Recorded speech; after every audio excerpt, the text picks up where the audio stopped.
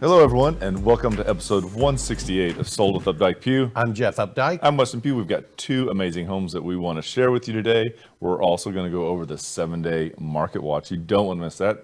Everybody wants to know what market's going on. And what are we going to talk about in the second half, Jeff? In the second half, we're going to talk about some really cool developments that over the course of the next generation probably are going to change the way DFW looks and feels overall.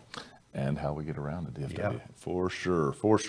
Well, it's been an exciting time. I feel like the weather has been everywhere right now. I think it was 80 degrees on Monday. Today it's 25. Tank tops to parkas. I'm like, I've got a tank top on under this, flip-flops ready. I just, what they say is if you don't like Texas weather, just wait 10 hours and it'll change. Yep. And that has been so true this year. I feel like everything, trees try to bud right now. They're getting frozen. There is a lot happening right now, not only. So we've also seen quite a bit happening in the real estate market. It has been a very eventful time. I feel like we are full on spring mode. Feels a little early, but we had a great company meeting last night? Last night, yeah. And the census was, it's just everybody is ready for those listings to show up. And I thought we were going to see a little more of them show up on the 7-day numbers, but when we look at the market watch, it didn't quite show up as high as I thought it was going to be. Well, I didn't either. It was only up about 1%. It felt like more, which was the weird thing. The new listings were up 1%. Back on markets were down 10%, and that could be a combination of contracts that fell out where they came back on the market, or maybe they took it off the market to do something to it and then brought it back. Price decreases were absolutely neutral. Under contract and option periods were up about 2%. Yep. And the option period, that's when they first go into contract and you get to do that inspection and your due diligence and kind of negotiate if there's going to be repairs. Once you're done with that and the contract moves into a status we call pending, so you're just really waiting for the lender and probably the appraisal, maybe HOA docs to come through, that is actually at 2582, which was up 9%, which we like to see, and solds actually dropped 7%. So solds went down 1992. That's really not that big of a deal given the fact that we still haven't gotten to the end of the month. Next week, we should see those really rise. Coming soon is, again, it's up as steady as at 315. I think typically in the summer, we were looking about 256. So I don't know if it's a combination of actually more coming soon or if agents are becoming more keen in on using this, because for a long time that wasn't anything that we could use, and now we have it. So making the most of it. Yeah, it really is a good tool. Our MLS really has some really great tools to help. You can hone down into neighborhoods to get, really exact data, but you can also back up to that 30,000 foot view and see what's going on in, an entire subdivision, a city, a county, a school district. It's really got a lot of great detail in it. And we like to use the portals that we have inside of MLS because of the data that we're able to set up as criteria. But more importantly, because of the current market and the rate of absorption that's happening, it's so important for you to have that data as it happens, rather than from a third-party site that actually is making money by selling leads. Typically, they're not excited about changing the status because then they don't have anything to sell, and it's a revenue cost to them. So what we like to do is set those up. It's great because we can change them quickly, and we set multiple ones up just depending on, some people can have 3 to 5, whatever they need. And most agents are really good about changing status in MLS very quickly because they, most of the agents have been on the same side, other side of the transaction where they're representing a buyer, trying to help them find a place, and they don't want to go out and show them property that's already under contract. Unless they want to look at it. Yeah, it doesn't quite have the same importance as it did maybe in a different market because we felt like if something happened to that house, we would jump in. But right now, I just feel like there's a couple of backup offers usually waiting. So if you don't get to it in that first window, well, it's kind of tough. Yeah. But let's talk about some houses. Yeah, let's do it. What's your first one, Jeff? Let's see. Ben, which one are we going to do first? Mill Run. Okay, 5017 Mill Run Road. And this is a really great, very central neighborhood in North Dallas, right off of LBJ and the Tollway, in this nice little tucked-in neighborhood. We call that section from there going south all the way down to Northwest Highway pretty much Private School Row. And there is every kind of private school that you'd possibly want in there. The accessibility on this neighborhood, I absolutely love. You are right there off of the Dallas North Tollway, and you can jump on going either direction. And you are just a couple of blocks off of Interstate 635, and again, going either direction. Grab that express lane, and you could be at DFW in about 15 minutes. It is quite interesting, and it does. Everybody wants to know, does it get off on that express lane to get you to DFW? And yes, it does. One of the other things that's in this area that a lot of people may or may not be aware of is the Brookhaven Community College. And Brookhaven Community College is just on the other side of 635. This is a great little community college. One of the big things that they really specialize in is the arts. I have taken the ceramics classes there since 2018. They recently just redid the website, making it much more easier to register. One of the great things too, if you have a EDU email address, you can get the Adobe Suite for a completely different price point. That is correct. That is correct. When you did not renew your class this time, we had to go pay the full version. That's right. That is right. Some of the other things that are great about this area is its proximity to some of the medical providers. So Medical City of Dallas is just around the corner from here. A great easy commute, probably I would say under the 15-minute mark, maybe even under the 10-minute mark, just depends on what your traffic pattern is. And that's a really luxury living in the Metroplex right now. One of the other places it is close by is Texas Health Presbyterian. This is a very large campus. Actually, I go to Dr. Foshi over here. She's a wonderful dermatologist. If you need her, she's great at everything. This is also a really great campus. Lots of space here. So if you're looking for a doctor, if you're looking for a quick commute, this little house might be the one for you. It very well could be. So let's take a look at 5017 Mill Run Road. And you can see here, one of the popular things about the houses in this area, they are quite often ranches. As you see here, they can be between 4 and 5. This is a 5-bedroom, and it has been meticulously done. The photos here are amazing. As you can see when you walk in, the flooring is wood, I believe it's a white oak throughout, and they've done it in a wonderful natural finish that just is really spot on with what today's buyers are looking for. So this is one of those homes that I feel is kind of the open combination, but it's also got some compartmentalization in the rooms. Absolutely. Where the formal dining room is open to the living room here. You can see that the breakfast bar is open to this living room. Again, the continuity of the wood floors, the continuity of the color as you go through is just exceptional. And gas range, the really nice cabinetry, and stainless steel appliance package. So I think that sometimes we look at houses and they're too big, maybe too little, but at 2636 square feet, this is just the right size. And because, as Jeff was saying, they were able to open some of this in the remodel, it allowed for that front formal, which typically doesn't get used as much, to be transposed into a more functional great room. And as you see here, you have both a formal dining, but you also have this space right here, which is a great little breakfast nook. And here is the front office. I really like the way that this house is situated for the fact that it's just freshly repainted. It is white, which is so important. And this is one of the bedrooms here that is starts bedrooms 2, 3, and 4. And this one right here, as you can see, also opens to the outdoor. Great bathroom, big walk-in shower with the bench. This has the polished nickel fixtures in it. The single vanity. This is one of the ancillary bedrooms that is really a great sized bedroom. The plantation shutters, a nice sized closet on it.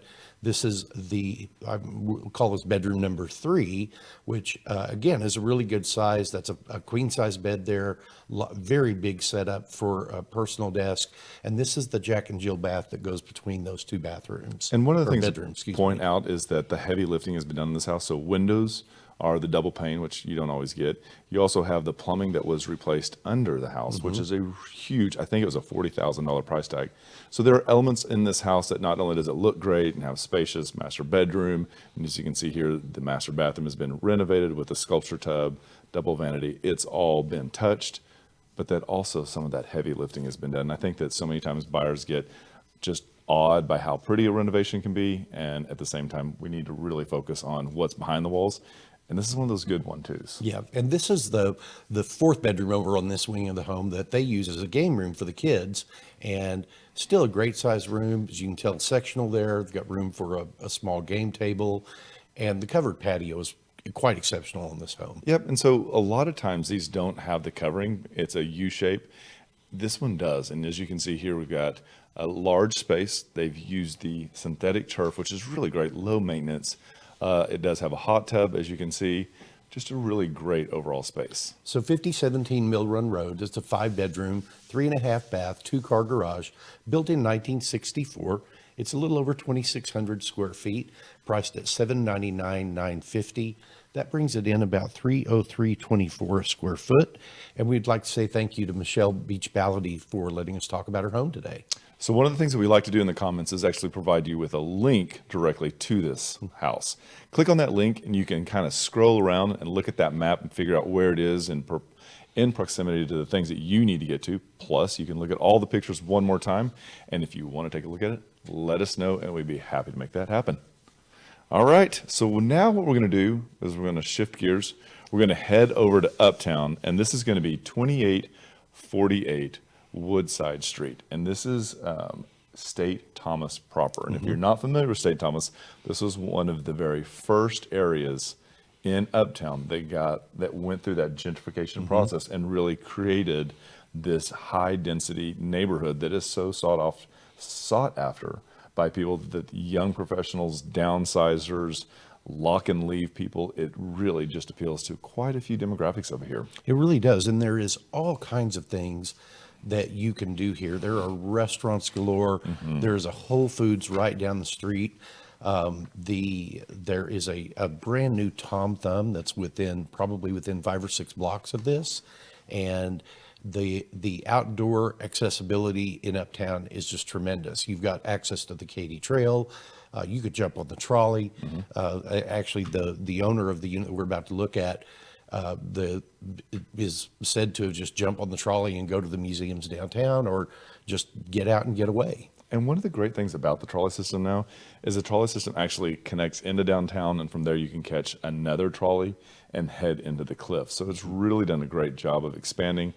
It is a very unique feature. I think San Francisco has a trolley line. I'm not sure what other cities do, but this is a really great, unique element that we love in Uptown. And they're about to get a Central Market in Uptown, aren't they? Yep, and we will talk all about that in the second half, because that is going to be one heck of an event that they're going to open there. One of the little areas that you and I love to go eat is called State and Allen. State and Allen is this great little neighborhood bar, but it has real restaurant food. Yeah, really high quality restaurant food. And I love going. They've got a salad there called the Silver Bowl with chicken. Those mandarin oranges in there are so good. And where's it located? At State and Allen. It is. Okay, it's good. right there. So again, if you're not familiar with this portion of Dallas, more importantly, this portion of Uptown, it is a highly walkable area. You will really enjoy this. Get out and enjoy everything. Plus, it's a commuter's dream. It is. So let's take a look in the inside of this unit. So 2848 Woodside is the Drexel Montaigne building. And this was one of those smaller buildings that was built down there as a really high-end luxury building. You have elevators that bring you right to your front door. Elevators do serve the other floors there, but you have to have the code, and it brings you right to your front door and drops you in your entryway. Which is such a unique element, because you don't typically see that type of luxury in this area. So one of the great things about this one is this is a one-story condo, and it is a one-story at 2342 square feet, which is really big. And as you can see here, the ceiling height is great. One of the things they also have is these are 2 of the 4 balconies that you'll see in this unit. They also have, I believe, 3 fireplaces. Is that correct? That is correct. Which is really amazing, because it's just has a cozy, homey feel, something that's not always attainable by condos. So the elements that kind of help create that are the warm, high ceilings, the great crown molding that they have. And again, we've got can lights throughout, which is one of those details that you just don't realize how much you like it until it's not there. And the kitchen on this home is really spectacular. When Weston and I were there talking, Weston looked at it and he said, usually the kitchen feels like it's just like there. And this one's really done very, very nicely. Lots of workspace, granite countertops, undermount sink, stainless steel appliances, all the things you expect, but it's laid out well and it's plenty of room. Yep. And as you can see here, great sized second bedroom. Again, detailing on the wall that just kind of adds that architectural element. And it has a great bathroom as well. So great way that it's set up is that they're not beside each other, which is always important in a roommate situation. One of the things too that this condo comes with is it has its own entry for drop-offs from the concierge or from delivery, which is really great because it only goes into a certain closet. So you do have that nice discretion. Here you can see, and when I say oversized, I mean oversized master bedroom. This one has more than plenty of seating.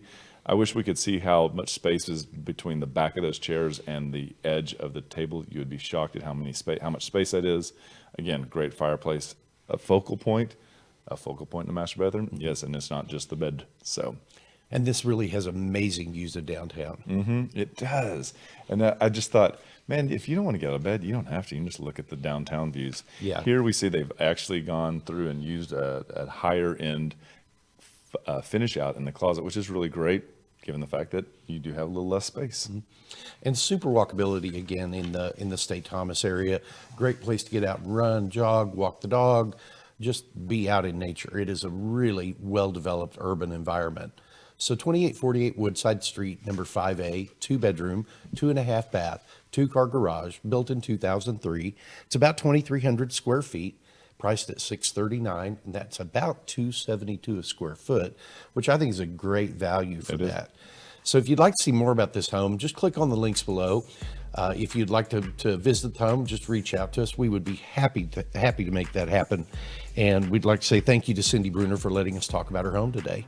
Yep, and with that, we're going to take a short commercial break, and we'll be right back. There are lots of ways to keep up with us. Visit and like our Facebook page to watch us live and get updates about future show topics. Also, visit our Instagram account where you can see the latest homes we have for sale. You can also check out our website at updikepugh.com where you can create customized searches of active and sold homes that you may find of interest. If you'd like to know how much your home is worth, visit homeprice.fyi and you can get a price instantly. Just enter your address and a couple of other pieces of information and we will email you a price. If you are on the go and podcasts are better for you, our second segments are available on iTunes and Spotify. Last of all, you can reach out to us by phone or text at 214-377-2223.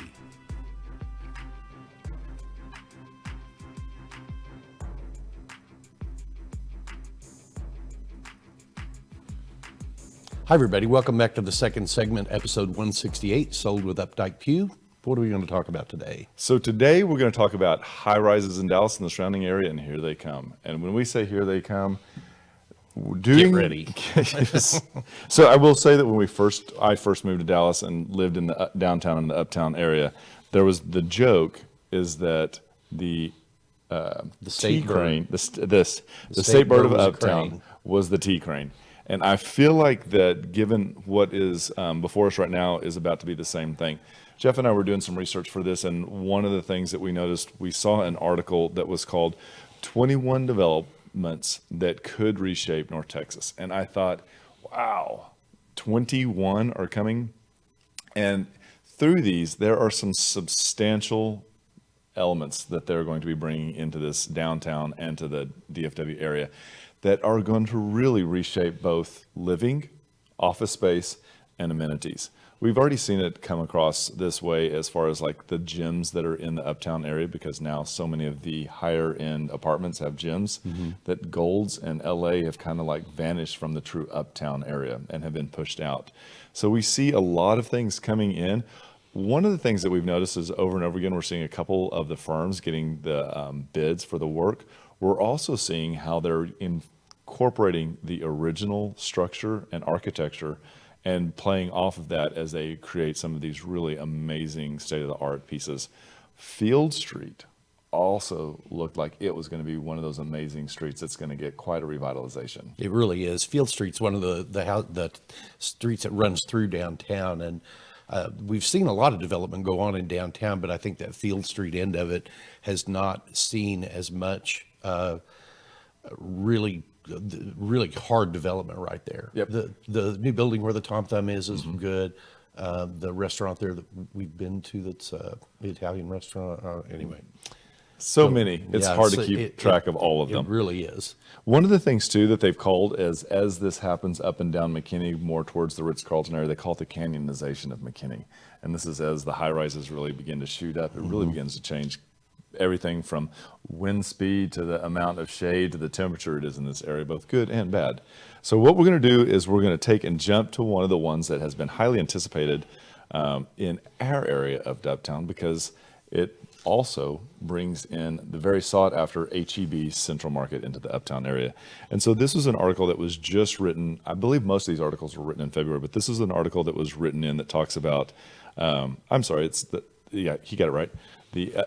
The anchor will be Central Market. And this is going to be right there at the corner of McKinney and Lemon. McKinney, Lemon, and Lemon. And so this is where the old Tom was Albertsons when we first moved here. Was Albertsons was right there, and this is a really great area. It's right across from West Village, and so it's going to add an amazing, I guess, an element to the area that we don't have. I mean, we have Eatzi's, but Eatzi's doesn't have the scale as what I think that the Central Market will have. I also think the Central Market probably won't feel the same way as the one on Mockingbird or on the one on Royal or Forest. That's probably true.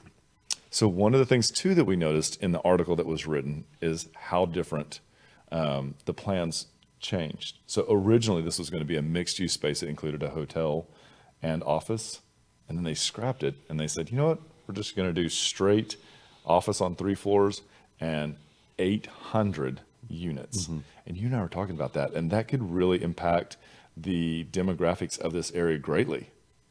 The yes, because our thought was, okay, well, let's say that only a third of those are 1 bedrooms and two thirds are 2 or 3 bedroom units.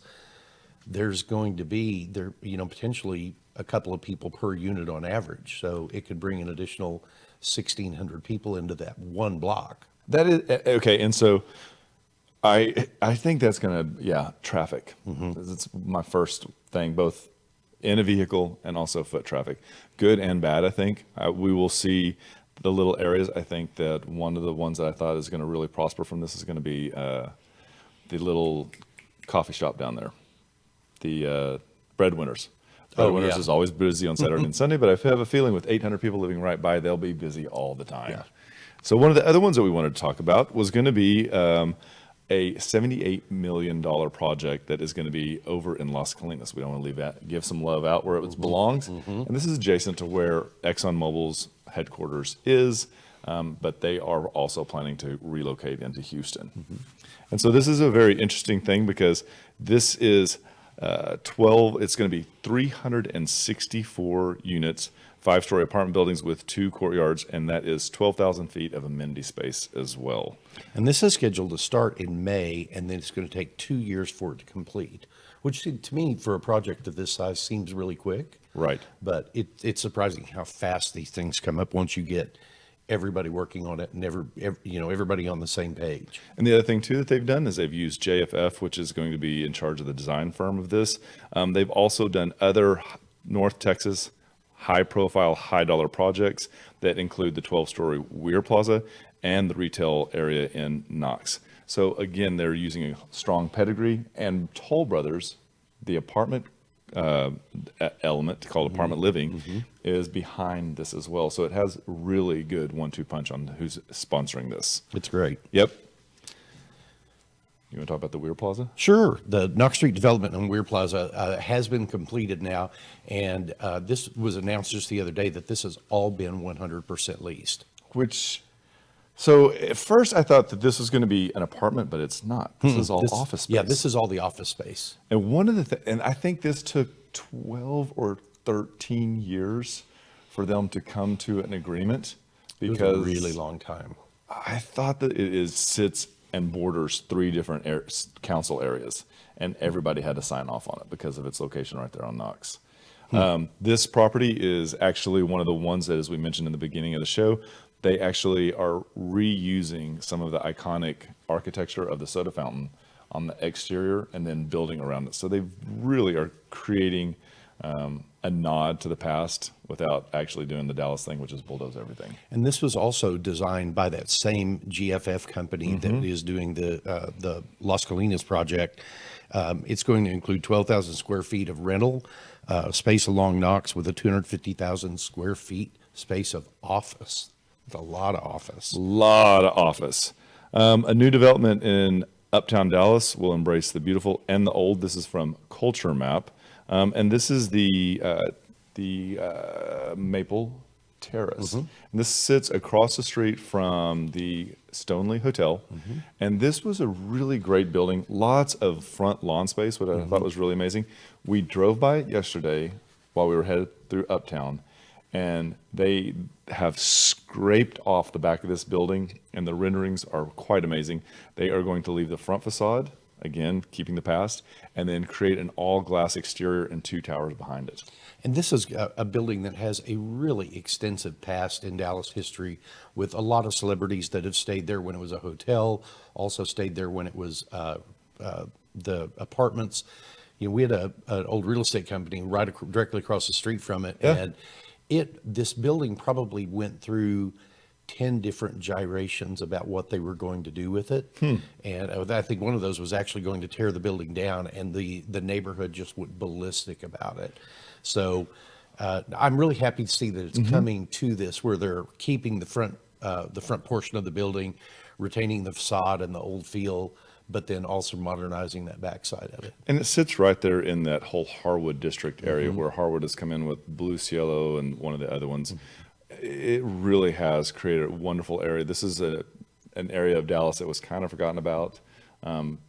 Backs up almost to Rivershon Park, but it really is a special place, and it's so good to see them actually taking and bringing it forward and updating it, yet not completely bulldozing it.